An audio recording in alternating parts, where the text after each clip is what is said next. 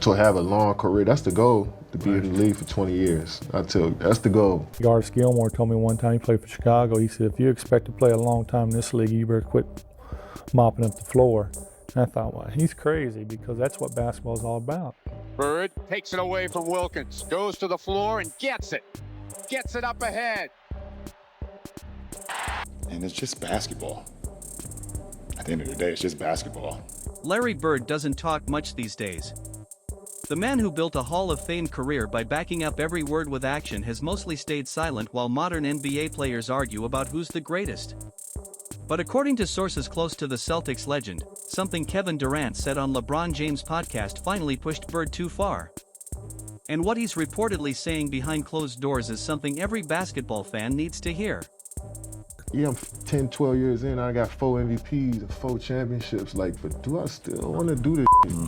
You know what I'm saying? You know how hard it is. Some people say, I want to go play baseball. Right? Yeah. And then I want to come back. Or some people say, I'm going to go 22 straight. Coward. The controversy started on LeBron's Mind the Game podcast. Durant sat across from LeBron as they discussed careers, longevity, and what greatness really means in the NBA. Then Durant made a comment that seemed harmless but carried a subtle, disrespectful undertone. He brought up Michael Jordan's 1993 retirement, smirking as he said, "Some people say, I want to go play baseball." LeBron burst out laughing. The camera caught everything. Both men knew exactly what they were implying. That Jordan quit basketball because he got bored and wanted something easier. My father just passed.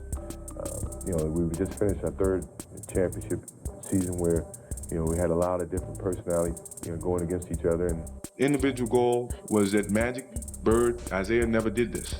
So that meant a lot to me to do it for the 3rd time, yes. I won't say that I'm better than those people. Meanwhile, LeBron has played over 20 seasons, so their message was clear. Longevity equals toughness. Leaving the game equals weakness.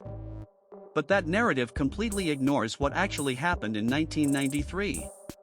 Michael Jordan's father, James Jordan, the man who pushed Michael to be great, was murdered that summer. Jordan, after winning 3 straight championships and reaching the peak of his powers, walked away from the game to grieve and to honor his father's dream of playing professional baseball. So when Durant casually jokes, "Some people go play baseball," he's reducing one of the most painful moments of Jordan's life to a punchline, and LeBron co-signed it by laughing. Larry Bird couldn't stay silent after that. Bird understands pain, adversity, and playing through unimaginable circumstances. And he knows Jordan didn't quit, he was human. I competed hard. I played the game the way it was supposed to be played. I played injured, and I played with a lot of pride. So I owe everything to the NBA. Michael Jordan, the Magic Johnsons, Larry Bird, Charles Barkley's, we earned what we got. When the corporate America came to us, we had a game that could validate their admiration and sponsorship and all that, yeah. Now they get that before they play one game. Yeah. So you're rolling the dice to see if this kid's ever going to be good or not. Yeah. So in essence, you're paying the kid off of potential. Yeah. That he may be great. You don't think that's good? No, because I think it sets bad work ethic. When you get something so easily, you're not going to work as hard. Let's talk about Jordan's first retirement. Did he leave after losing early in the playoffs? After getting embarrassed in the finals? No. He left after completing a three-peat, something Bird, Magic, and Isaiah never accomplished. Jordan reached the top of the mountain, then stepped away during the darkest moment of his personal life. That's not quitting. That's emotional exhaustion, grief, and humanity. And the irony? The man accusing Jordan, Kevin Durant, is considered by many to be one of the biggest quitters in modern NBA history. He joined a 73-win Warriors team after blowing a 3-1 lead to them. He bailed on Brooklyn. He tried to bail on Phoenix. Yet he is the one making jokes about Jordan. What's happened to the rivalries in today's game?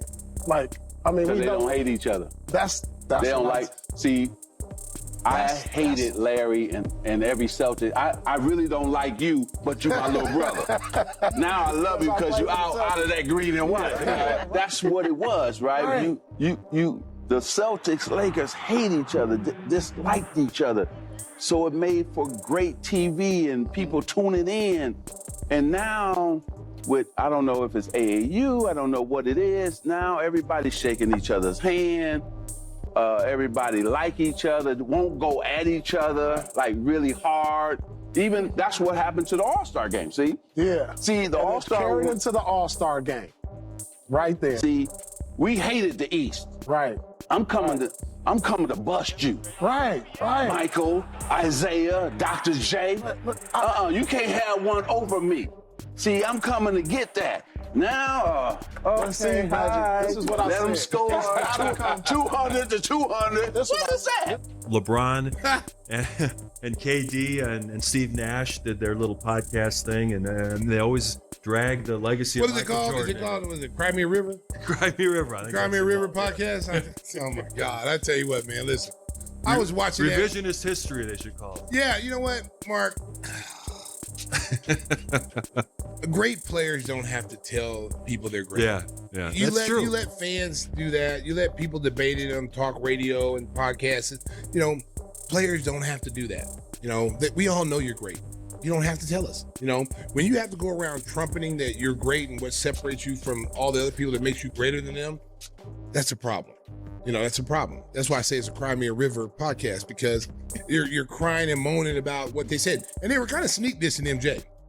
If you really listen between the lines, you know, they were talking about, Kevin Durant was talking about how longevity is more important than rings and all that other stuff. Being in the league basically for 20 plus years shows the dedication and the hard work that you had to do to stay here.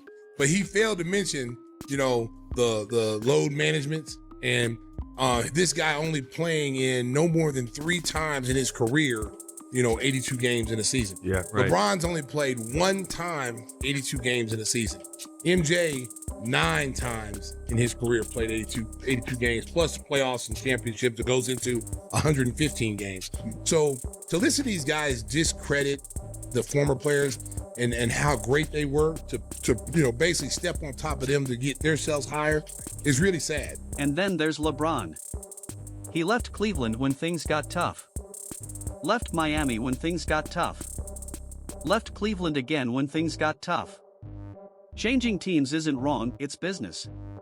But you can't bounce between super teams your whole career and then mock Jordan for stepping away after a three-peat while grieving his father's murder. Durant kept going, too, claiming longevity is the real measure of greatness.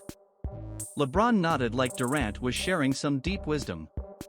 But Jordan never chased longevity. He chased perfection, dominance, and championships every season. But you have to really play hard.